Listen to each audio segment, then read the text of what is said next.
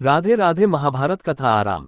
धृतराष्ट्र ने कहा, हे संजय, कुरुक्षेत्र की पवित्र भूमि पर युद्ध करने की इच्छा से एकत्रित होने के पश्चात मेरे और पांडु पुत्रों ने क्या किया। राजा धृतराष्ट्र जन्म से नेत्रहीन होने के अतिरिक्त आध्यात्मिक ज्ञान से भी वंचित था। अपने पुत्रों के प्रति अथाह मोह के कारण वह सत्यपथ से च्युत हो गया था और पांडवों के न्यायोचित राज्याधिकार को हड़पना चाहता था। अपने भतीजों पांडव पुत्रों के प्रति उसने जो अन्याय किया था उसका उसे भलीभांति बोध था। इसी अपराध बोध के कारण वह युद्ध के परिणाम के संबंध में चिंतित था। इसलिए धृतराष्ट्र संजय से कुरुक्षेत्र की युद्धभूमि जहां युद्ध होने वाला था की घटनाओं के संबंध में जानकारी ले रहा था। इस श्लोक में धृतराष्ट्र ने संजय से यह प्रश्न पूछा कि उसके और पांडव पुत्रों ने युद्धभूमि में एकत्रित होने के पश्चात क्या किया।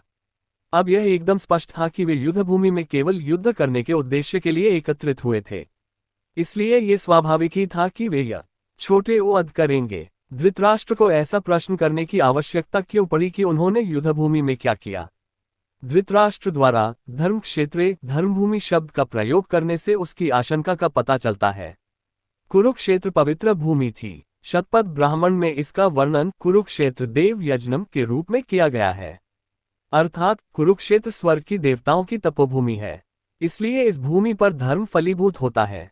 धृतराष्ट्र आशंकित था कि कुरुक्षेत्र की पावन धर्म भूमि के प्रभाव के परिणामस्वरूप उसके पुत्रों में कहीं उचित और अनुचित में भेद करने का ऐसा विवेक जागृत न हो जाए कि वे ये सोचने लगे कि अपने स्वजन पांडवों का संहार करना अनुचित और धर्म विरुद्ध होगा और कहीं ऐसा विचार कर वे शांति के लिए समझौता करने को तैयार न हो जाएं। इस प्रकार की संभावित आशंकाओं के कारण धृतराष्ट्र के मन में अत्यंत निराशा उत्पन्न हुई।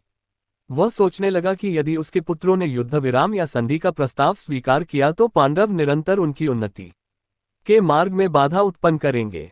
साथ ही साथ वह युद्ध के परिणामों के प्रति भी संदिग्ध था और अपने पुत्रों के उज्ज्वल भविष्य के प्रति सुनिश्चित होना चाहता था।